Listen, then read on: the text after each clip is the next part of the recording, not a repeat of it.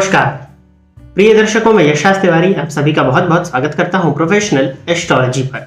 जैसा कि आप सभी जानते हैं, आज रविवार का दिन है और आज मैं आप सभी के सम्मुख उपस्थित हुआ हूं आप लोगों की जन्म कुंडली का निःशुल्क अध्ययन करने के लिए।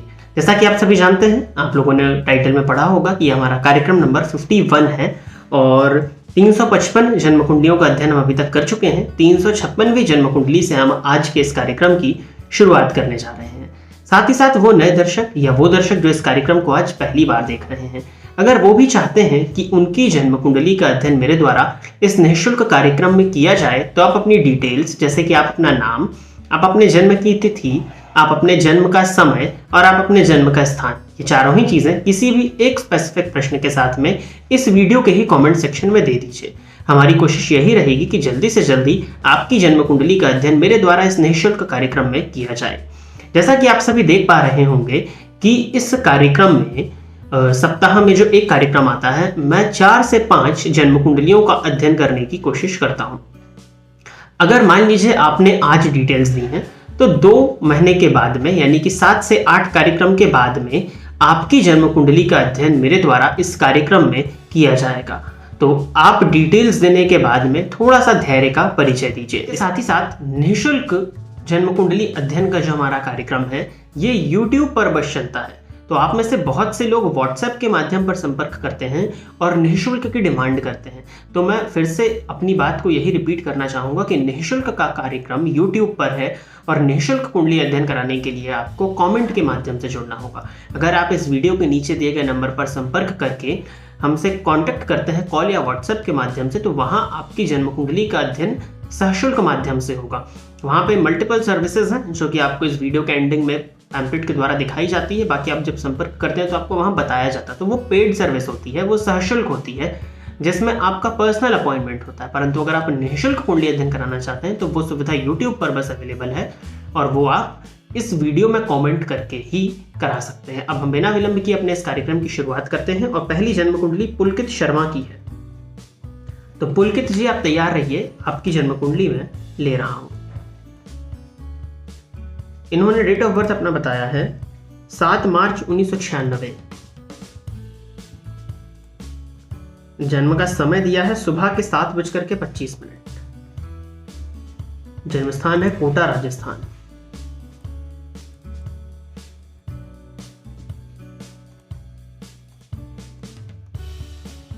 मीन लग्न की जन्म कुंडली है आपकी। राशि आपकी कन्या बन जाती है। लग्न में ही शनि और केतु की युति है। सप्तम भाव में चंद्रमा और राहु की युति बनी हुई है। चल रही है राहु की महादशा में केतु का अंतर। आशा करता हूं 96 का जन्म है। अगर शिक्षा पूरी हो गई तब तो बात नहीं है, लेकिन नहीं तो शिक्षा आपकी बाधित तो अवश्य हो रही होगी इस समय पर। कहीं ना कहीं स्वास्थ्य से संबंधित परेशानियां, मानसिक अशांति आपकी कुंडली में मुझे बहुत ज्यादा दिखती है। हालांकि लग्नपति दशम में बैठे हैं स्वग्रही होकर के धनु राशि में, पूर्वा साढ़ा नक्षत्र में, शुक्र के नक्षत्र में है जो कि लेकिन स्वग्रही हैं और हंस नामक महापुरुष योग, गजकेसरी योग भी आपकी जन्म कुंडली में बन रहा है। चलते हैं आपके प्रश्न की तरफ। कुंडली ठीक है, परंतु मानसिक अशांति आपको आजीवन रहने वाली है और स्वास्थ्य की परेशानियां भी आपको रहेंगी। जॉब लगेगी या प्राइवेट कंस्ट्रक्शन का काम चालू कर दूं? आपको तो जॉब ही करना चाहिए। हालांकि शनि लग्नगत है आपकी कुंडली में, लेकिन मृत अवस्था में है। नवमांश में भी वो कर्क राशि में बैठे हैं। षडबल में भी देखा जाए तो कुछ बहुत ज्यादा बल उनके पास में है नहीं। आपको नौकरी ही करनी चाहिए और अगर आप व्यापार करना चाहते हैं तो आप गुरु से संबंधित व्यापार, क्योंकि गुरु इस कुंडली में मजबूत अवस्था में है, वो आप कर सकते हैं क्योंकि लग्नेश है वो। कंस्ट्रक्शन का काम भी आपकी कुंडली में कुछ बहुत ज्यादा अच्छा तो नहीं दिखता। लग्न में शनि बैठे हैं, पूर्वा भाद्रपद नक्षत्र में है, गुरु के नक्षत्र में है, तो लग्न में लग्नेश के नक्षत्र में तो ठीक है, परंतु षडबल में उनके पास में बल नहीं है। अंश बल से वो मृत अवस्था में है। नवमांश में भी वो कर्क राशि में बैठे हैं। किसी भी शुभ ग्रह का प्रभाव मुझे आपके शनि पर नहीं दिखाई पड़ता। चंद्रमा की एकमात्र दृष्टि पड़ रही है तो वो कहीं ना कहीं स्वतः राहु के साथ में है। तो व्यापार की तरफ तो मैं आपको एकाएक जाने की सलाह नहीं दे सकता। बुध भी आपकी कुंडली में षडबल में कोई बहुत ज्यादा बल नहीं लिए हुए हैं और चतुर्थ पति होकर 12वें हैं, व्यापार पति होकर के 12वें में बैठे हैं। व्यापार नहीं, इस कुंडली में नौकरी ही श्रेष्ठ है। आपको नौकरी की तरफ ही बढ़ना चाहिए। अब सवाल उठता है कि नौकरी कब? तो कन्या राशि में शनि की पनौती, पंचमस्थ शनि के चलते कहीं ना कहीं वक्त आपका ठीक नहीं और राहु में केतु का अंतर भी आपके लिए ठीक नहीं है। परंतु जो ग्रह योग अभी वर्तमान समय में जब मैं आपकी जन्म कुंडली का अध्ययन कर रहा हूँ, जो स्थितियां मैं देख पा रहा हूँ, वो नौकरी दिलाने के लिए सफिशिएंट हैं और आपको अपना प्रयत्न करना चाहिए नौकरी के लिए। हो सकता है राहु में केतु का अंतर और शनि के पनौती प्रयत्न भी कमजोर रहा हो। प्रयत्न करिए, नौकरी के ही क्षेत्र में आप जाइए, नौकरी ही इस कुंडली में सर्वश्रेष्ठ है। अब रही बात कन्या राशि से पनौती, तो अभी जनवरी तक चलने वाली है, तो हनुमान जी की आराधना आप कर ही रहे होंगे अगर आप कार्यक्रम देखते हैं, आपने डिटेल्स दी हैं तो। साथ ही साथ रोज शिव जी के मंदिर में जाया करिए और शिवलिंग पर दुग्ध मिश्रित जल अर्पित किया करिए। फिर वो दुग्ध मिश्रित जल अर्पित करने के बाद में शिवलिंग पर आप जल अर्पित करें, वहीं बैठ करके शिव पंचाक्षरी स्तोत्र का पाठ करें और फिर आप अपने घर आ जाए। बस यही एक उपाय है जो आपको आजीवन करना है। और सूर्य आराधना तो कोई बताने का विषय नहीं, आप सभी जो भी देखते हैं कार्यक्रम वो करते ही होंगे। तो ये करिए, व्यापार की तरफ मत जाइए, एकाएक आपकी कुंडली में नौकरी करना ही श्रेष्ठ है, आप नौकरी की तरफ ही जाइए, वो ज्यादा उचित रहेगा आपके लिए। अगली जन्म कुंडली चंदन जी की है, इन्होंने पूरा नाम नहीं दिया, सिर्फ चंदन नाम लिखा हुआ है, तो आप डेट ऑफ बर्थ से पहचान जाइएगा। हालांकि बहुत छोटे हैं ये, 4 जुलाई 2005 का जन्म है। जन्म का समय है सुबह के 10 बजे, बरहामपुर उड़ीसा।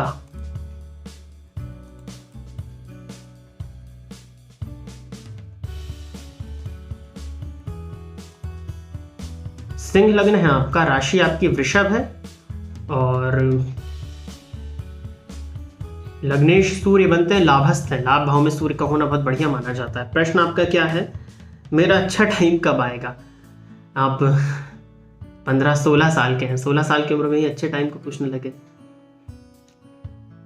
राहु की महादशा आपको चल रही है, नो डाउट आपकी शिक्षा को तो इन्होंने बाधा उत्पन्न करी होगी। अष्टम भाव में राहु बैठे हैं गुरु के घर में, हालांकि अष्टमेश से दृष्ट हैं वो, लेकिन फिर भी राहु मंगल की युति, जो कि नवमपति हैं मंगल आपकी कुंडली में सिंह लग्न में आकर के अष्टम में बैठे, तो शिक्षा में तो बाधा होगी। राहु की महादशा में बुध का अंतर आपको चल रहा है। अगर आप मुझसे अच्छा समय, लाइफ का गोल्डन पीरियड पूछे तो वो तो निसंदेह गुरु की महादशा जो कि 2031 से शुरू होगी, तो वही आपका अच्छा समय कहूंगा मैं जन्म कुंडली के हिसाब से। हालांकि ये कुंडली बहुत मजबूत है क्योंकि इस कुंडली में लग्नेश सूर्य जाकर के लाभस्थ है, और लाभ भाव में अगर सूर्य हो तो अति विशिष्ट कारक होते हैं, और अति विशिष्ट कारक अगर सूर्य आपकी कुंडली में तो ग्रहों के राजा मजबूत, तो जन्म कुंडली मजबूत, तो यही अच्छा समय है। फिर भी महादशा के हिसाब से जन्म कुंडली के समय का निर्धारण किया जाता है, और गुरु की महादशा आपकी लाइफ का गोल्डन पीरियड होगी जो कि 2031 के बाद में है। सूर्य आराधना और कोई उपाय नहीं, सूर्य आराधना नित्य जितनी ज्यादा हो सके करिए, आदित्य हृदय स्तोत्र का पाठ किया करिए, वही आपके लिए उचित है। अगली जन्म कुंडली है शुभम कुमार सिंह की। शुभम जी आप तैयार रहिए, आपकी जन्म कुंडली में ले रहा हूं। 25 सितंबर 1998 जन्म समय इन्होंने दिया है 5:15 PM की 17:15। जलंधर पंजाब।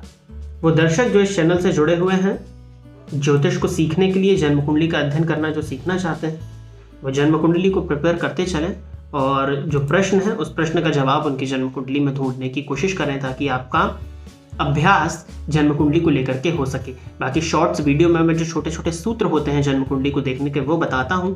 बाकी जो आपको प्लेलिस्ट मिलता है ज्योतिष सीखें का, उसमें मैंने फलकथन करने के नियम बताए हुए हैं। तो अगर आप उन नियमों पर कमांड बना लेते हैं अपनी, उन नियमों को नोट करके, उन रूल्स को नोट करके, आप सेट प्रोटोकॉल्स है, सेट ऑफ रूल्स हैं वो, उनको अगर आप नोट करके रख लेते हैं और अगर आप उनको जन्म कुंडलियों पर अप्लाई करेंगे प्रैक्टिस के साथ साथ, आप देखेंगे कि ज्योतिष का जो फल कथन है या जो ज्योतिष है वो आपसे बन रहा है।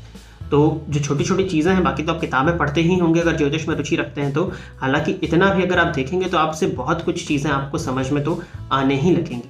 और प्रयास रहेगा कि आने वाले समय में आपको लॉन्ग वीडियोज़ के माध्यम से भी ज्योतिष से संबंधित जानकारी मिलती रहे। अभी मैंने 12 भावों में विभिन्न ग्रहों का क्या प्रभाव होगा वो बताया आपको। शॉर्ट्स वीडियो रोज आपको एक ना एक शॉर्ट वीडियो मिल रहा है, तो उन सूत्रों को भी आप नोट करते हुए चलिए।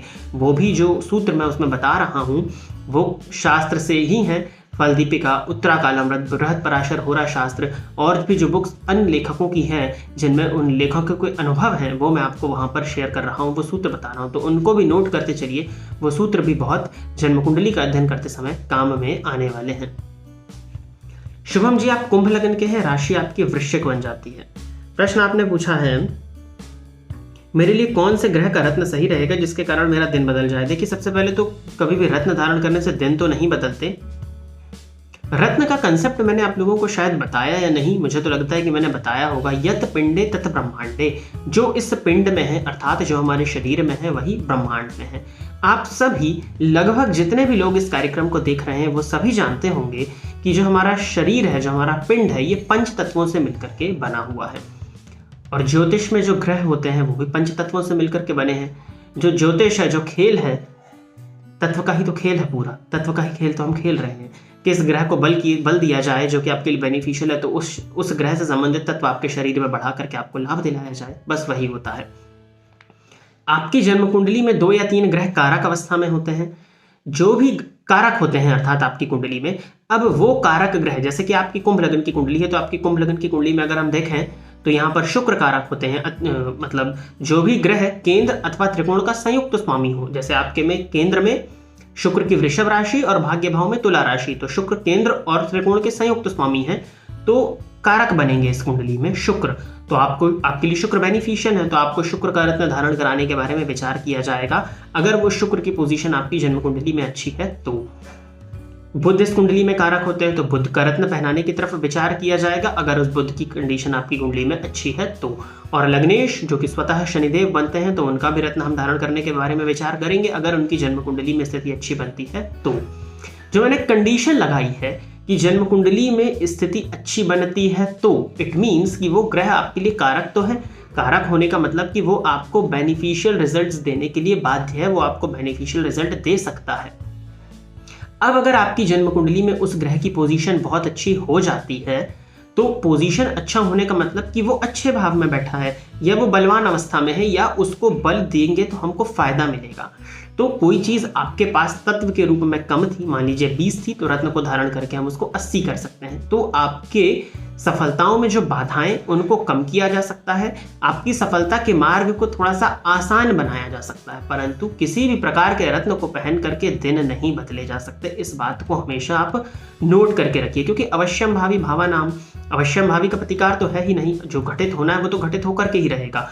और साथ ही साथ मैंने अक्सर आप लोगों को बताया, शॉर्ट वीडियो में मैं शुरू में कुछ बातें बताया करता था कि कर्म फल जो है वो तो भोगने ही है, तो पूजा पाठ उपाय रत्न को धारण करके हम परेशानियों को काफी हद तक कम कर सकते हैं, परंतु दिन बदलने की बात तो नहीं कहेंगे। अभी हाल ही में एक जन्म कुंडली का मैं अध्ययन कर रहा था, तो एक युवक थे, वो ऑलरेडी मैरिड थे, हालांकि मैरिड थे परंतु फिर भी उनको किसी ने बताया एक्स्ट्रा मैरिटल रिलेशनशिप की स्थिति वहाँ पे थी और उनका रिलेशनशिप जो था बहुत ज़्यादा, मतलब एक कह सकते हैं आपकी परेशान थे पीछे, तो जिनके साथ उनका एक्स्ट्रा मैरिटल रिलेशनशिप था वो उनसे दूर थी उस समय पर। तो उन्हें किसी व्यक्ति ने रत्न पहनाया, और रत्न भी क्या, उपरत्न से भी नीचे का जो होता है वो पहनाया, और मुश्किल से 25-30 गुना रेट पे दिया। उनको आइडिया नहीं था, परेशान थे। जो व्यक्ति परेशान रहता है वो सामने जो भी बताता है वो मानता है कि इस रत्न को धारण करिए, वो व्यक्ति जो आपसे दूर गया वापस आ जाएगा। देखिए, ऐसा कभी कुछ नहीं होता। किसी भी रत्न को धारण करने से कोई अगर आपके पास में वापस आ रहा होता तो इस दुनिया में बिछड़ते नहीं लोग, डाइवर्स नहीं होते। तो थोड़ा सा दिमाग हमें भी रखना होगा, थोड़ी सी चीज़ें हमें भी लगानी होगी। कार्यक्रम देखते, जन्मकुंडली अध्ययन का ही 51वां कार्यक्रम हम बना रहे हैं। हाल ही में हमारे चैनल को 2 वर्ष पूरे हुए। कंसिस्टेंसी से वीडियोस नहीं आ पाते, परंतु जो सप्ताह का जो वीडियो है उसको भी 1 वर्ष होने वाला है। जो निःशुल्क जो वीडियो आप अभी देख रहे हैं तो पूरा हो ही रहा है। तो अगर आप कार्यक्रम को देखते हैं तो इतना तो आपको समझ में आ गया होगा कि कोई अगर आपसे पूछे कि ये करने से वो चीज़ आपके साथ में वापस आ जाएगी, तो आपके मन में पहला प्रश्न आता होगा कि कहाँ से आने की, कहीं से तो आना चाहिए, अपने आप तो आ नहीं जाएगी। तो रत्न का भी कंसेप्ट सिंपल से वही है कि कोई भी रत्न आपकी जिंदगी को, आपके दिन को नहीं बदलता। हाँ, आपके मार्ग को आसान कर सकता है, अगर आप प्रयत्न करें तो उसमें आपको हेल्प कर सकता है, आपकी रुकावटों को कम, और आपके शरीर से संबंधित, उस ग्रह से संबंधित तत्व आपके शरीर में अगर बढ़ाया जाएगा तो आपके अंदर वो चीज समझ में आएगी, तो आप एफर्ट्स और ज्यादा तेजी से कर पाएंगे। ये होता है रत्न का प्रभाव। मैंने भी 2 रत्न पहने हुए हैं, इनका प्रभाव भी यही है कि ये जन्म कुंडली में अच्छी स्थिति में दिखे तो उनके तत्व को बढ़ाने के लिए उनका रत्न को धारण किया गया, उस ग्रह को और बलवान किया गया ताकि वो ग्रह आपको और अच्छा करे। तो वो सपोर्ट कर सकता है, लेकिन दिन कोई भी रत्न आपका नहीं बदल सकता। इस बात को नोट करके रख लीजिए। शुभम जी आपके लिए नहीं, इतना लंबा बोला, ये सभी लोगों के लिए जो भी इस वीडियो को देख रहे हैं सभी के लिए ये बात मैंने कही है, तो इसको आप नोट करके रखें। और जो ज्योतिषी बनना चाहते हैं उनको भी ये चीज़ पता होनी चाहिए कि भ्रम में ना पड़े कि रत्न जिंदगी बदल दे, दिन बदल दे, नहीं, ऐसा नहीं होता। आपकी कुंडली में, कुंभ लग्न की कुंडली में सबसे पहले शुक्र पर ही विचार कर लेते हैं। शुक्र 29 अंश पर बैठे हैं, उत्तरा फाल्गुनी नक्षत्र में मृत अवस्था में है, नवमांश में वो गुरु के घर में और गुरु की दृष्टि से दृष्ट है। शुक्र राहु की युति है आपकी कुंडली में, ये शुक्र मंगल और सूर्य के बीच पापकर्तरी योग में है, परंतु गुरु की दृष्टि से दृष्टि यहाँ भी हो रहे हैं। उत्तरा फाल्गुनी नक्षत्र में सूर्य के नक्षत्र में है, जो कि सप्तमेश है आपकी कुंडली में, और षडबल में अगर शुक्र की स्थिति को देखा जाए तो ठीक है। वो सप्तम भाव में शुक्र अति विशिष्ट कारक भी हो जाते हैं। पंचमपति बुध बनते हैं, उच्च राशि में बैठे हैं अष्टम भाव में जाकर के, परंतु नवमांश में नीच गए तो बुध का रत्न आपको नहीं पहनाया जा सकता। और शनि भी नीच राशि में वक्री होकर के बैठे हैं, नवमांश में मिथुन राशि में बैठे हैं, किसी भी शुभ ग्रह से दृष्ट नहीं है अश्विनी नक्षत्र अर्थात केतु के नक्षत्र में। तो धारण करने के रूप में आप शुक्र का रत्न धारण कर सकते हैं, परंतु मैं आपसे यही कहूंगा कि 98 के जन्म में मुझे नहीं लगता अभी आपका विवाह हुआ होगा। आप किसी भी प्रकार के रत्न को धारण ना करें। जब विवाह हो जाए, विवाह उपरांत आप शुक्र का रत्न ओपल या हीरा धारण कर सकते हैं। अभी आप एक चांदी का छल्ला बनवा करके शुक्रवार के दिन लेफ्ट हैंड की स्मॉल फिंगर में धारण कर लीजिए, यही आपके लिए बेनिफिशियल है। बस इसी रत्न को धारण करें। गणेश जी की आराधना ओम गंग गणपतये नमः इस मंत्र का रोज 3 माला जाप करें, और दुर्गा चालीसा या सिद्ध कुंजिका स्तोत्र का रोज 1 पाठ किया करें। सूर्य को जल तो आप देते ही होंगे, बस यही उपाय को करें। रत्न की तरफ एकाएक अभी ना जाए, विवाह उपरांत शुक्र के रत्न के बारे में हम विचार करेंगे। अभी चांदी का छल्ला जो बताया है वो कर लीजिएगा। अगली जन्म कुंडली नीरज मिश्रा की आईडी से निरुपमा मिश्रा जी की है। तो निरुपमा जी आप तैयार रहिए, आपकी जन्म कुंडली में ले रहा हूं। 16 अगस्त 1983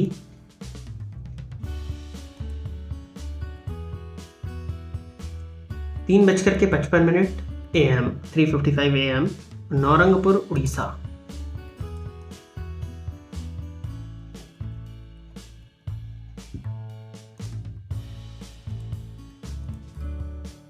कर्क लग्न है और वृश्चिक राशि है आपकी। प्रैक्टिकल वे में अगर ज्योतिष को समझ करके सीखेंगे तो बहुत आसान होगा आपके लिए ज्योतिष। पिछले 2 सालों से मानसिक तनाव, व्यर्थ की चिंताएं बनी रहती हैं, कब तक ठीक होगा? डॉक्टर की दवाई भी काम नहीं कर रही। देखिए आपकी कुंडली में राशि वृश्चिक है आपकी, और चंद्रमा पर राहु की दृष्टि, चंद्रमा केतु की युति, तो आप सोचते बहुत होंगे, मन में नाना प्रकार के ख्याल। चंद्रमा वैसे नीच राशि में बैठे हुए हैं तो मन में नाना प्रकार के ख्याल आते हैं। ऊपर से कर्क लगन की कुंडली में पंचम भाव में केतु बैठे हो, केतु की महादशा आपको चल रही है। तो केतु की महादशा होने के चलते कहीं ना कहीं आप परेशान हैं। 2019 से जो कि आपको शुरू हुई, 2 साल आपने लिखा, लगभग 3 साल से स्थिति दिखाई दे रही है। केतु में गुरु का अंतर फरवरी 2023 के बाद से आने वाला है। गुरु भाग्येश होकर के आपकी कुंडली के पंचम भाव में बैठे हुए हैं, नवमांश में वो कन्या राशि में, ठीक है। राहु से हालांकि वो भी दृष्ट है, लेकिन चंद्रमा पीड़ित हो जाने की वजह से परेशानी ज्यादा, और केतु की महादशा, केतु की दृष्टि लग्न पर है तो अज्ञात भय से जातक ग्रसित हो जाता है, तो वो हो रहा है। और डॉक्टर की दवाई काम नहीं कर रही। अब किस तरह की आप दवाइयां ले रहे हैं? डिप्रेशन की स्थिति तो नहीं है, क्योंकि वो भी ग्रह योग आपकी कुंडली में है, लग्न में मंगल नीच के हैं, तो थोड़ा सा क्रोध भी अंदर आपके ज्यादा होगा। सूर्य भी वहीं बैठे हैं, कहीं ना कहीं अहंकार भी हो सकता है वो, और धैर्य की कमी तो होगी। मैं तो यही सलाह दूंगा कि एकदम दवाई की तरफ ना जाएं। जो साइकाइट्रिस्ट या डॉक्टर जिनसे आप वो दवाई देते हैं, वो दवाई आपको आदी बनाती है। मुझे नहीं लगता कि 83 का आपका जन्म है और केतु की दशा है तो अपने आप से ऐसा व्यक्ति बातें तो बहुत करने लगता है, लेकिन फिर भी जो ग्रह स्थिति दिख रही है उसको देख करके लगता तो नहीं कि दवाई की आवश्यकता आपको पड़ेगी, क्योंकि लग्न पर गुरु की दृष्टि है, मंगल पर गुरु की दृष्टि है, सूर्य पर गुरु की दृष्टि है, लग्नेश गुरु से युत है, तो लगता तो नहीं कि दवाई की आवश्यकता है। दवाई की तरफ अब डॉक्टर जाने, आप जाने, हालांकि मुझे नहीं लगता कि आपको दवाई की तरफ जाना चाहिए। उपाय हैं उनको करिए, पूजा पाठ वही उपाय होगा। केतु में गुरु का अंतर आएगा तो स्थिति में सुधार आपको देखने में मिलेगा। वृश्चिक राशि को अगर देखें तो गुरु का गोचर आपके लिए बेनिफिशियल है। बुध का भी परिवर्तन आपके लिए अच्छा ही होने वाला है व्यापार और लाभ के दृष्टिकोण से। और शनि आपकी कुंडली में चतुर्थ जरूर आएंगे तो काम विलंब होंगे, लेकिन वहां पर भी शश योग बनेगा, तो 60 से 65% शनि का गोचर भी ठीक है, ढैया के रूप में होगा, मानसिक अशांति ही देगा आपको, लेकिन उससे ज्यादा चिंता है नहीं। तो मैं समझता हूं कि आप थोड़ा सा इंतजार करें, शिव जी के मंदिर में रोज जाएं, शिवलिंग पर कच्चा दूध अर्पित किया करें, उसके बाद शिवलिंग पर जल अर्पित किया करें, ओम चंद्रमसे नमः 1 माला नित्य जाप किया करें, सूर्य को जल दीजिए, देर रात तक जागने की आदत है तो वो छोड़ दीजिए। इतने उपायों को करिए, जो डॉग्स होते हैं, डॉग्स को कुछ खाने के लिए नित्य आप दिया करें तो वो भी आपके लिए बेनिफिशियल होगा। कौवों को भी अगर आप कुछ खाने को देंगे तो अच्छा रहेगा। बुधवार के बुधवार गणेश जी को दूध अर्पित किया करिए। इतने उपायों को करिए, काफ़ी उपाय मैंने आपको बताए, सभी को करिए और भगवान की शरण में रहिए। भगवान ने चाहा तो काफ़ी हद तक आपकी स्थिति में सुधार आने वाले समय में हो सकता है। और अगली जन्म कुंडली देवाश मिश्रा जी की है। तो देवाश जी आप तैयार रहिए, आपकी जन्म कुंडली में ले रहा हूं। 28 मार्च 1993,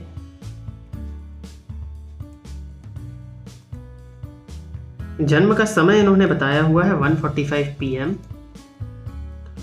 बस्ती उत्तर प्रदेश।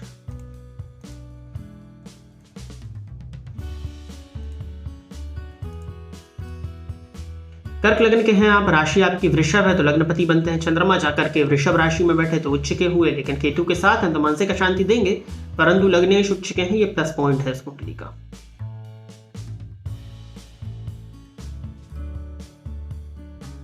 गवर्नमेंट जॉब मिलने का योग है या नहीं, लाइफ कैसी होगी। भाग्य भाव में सूर्य बैठे हैं आपके और नवमांश में भी वृश्चिक राशि में अर्थात शुभ पंचक में बैठे हैं। शुक्र उच्च राशि में है, हालांकि वक्री हैं। दशमपति मंगल 12वें भाव में जाकर के बैठे हैं, द्वादशपति अष्टम में है, लग्नपति उच्च के हैं। प्रयत्न करें तो क्यों नहीं ले सकते, समय लगेगा, परंतु इस कुंडली में सरकारी नौकरी का योग तो है, लेकिन मुझे लगता है कि आपका कंसंट्रेशन वीक है। चंद्रमा पर राहु का प्रभाव, आपका कंसंट्रेशन वीक है और कंसंट्रेशन वीक होने के चलते कहीं ना कहीं आपको दिक्कतें जाएंगी सरकारी नौकरी लेने में।